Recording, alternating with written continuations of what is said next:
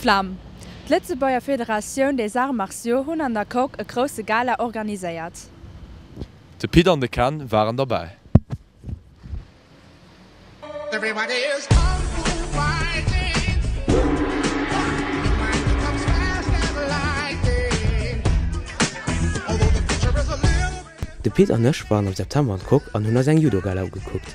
light that you're riding. Light that you're riding. You're a diamond in the rough Am Programm stung fir déich mal en Karate sowie eng Jiu-Jitsu-Show. of art. If you just go all the way, look out. Now what would it take to break? I believe that you can be.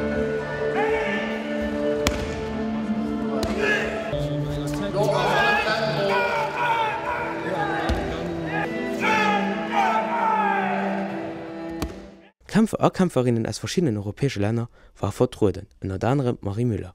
Your life that you're riding. Life that you're riding. You're a natural. Why is it so hard to see?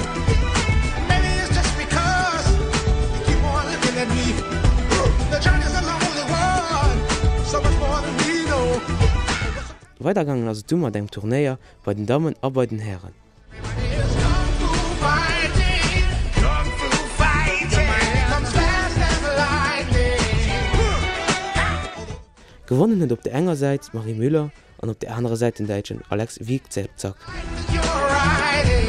Life that you're riding. You're a diamond in the rough. A brilliant ball of clay.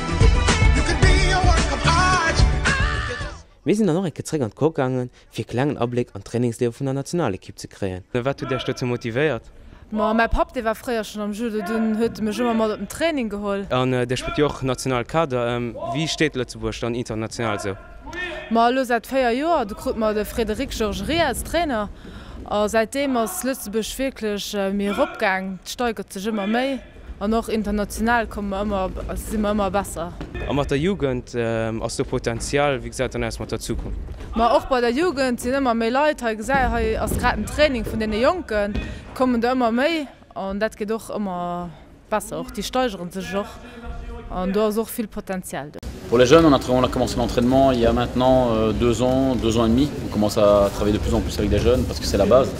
Donc si on a une bonne base de pyramide, ça va être très stable pour la suite. Donc on essaie d'avoir un maximum de jeunes. Donc maintenant on fait beaucoup d'entraînement pour eux aussi.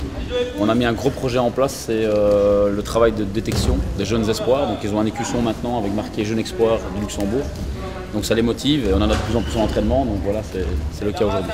Je crois que le judo Luxembourg ne fait que grandir. Je crois que le judo Luxembourg, de jour en jour, on a encore de belles choses.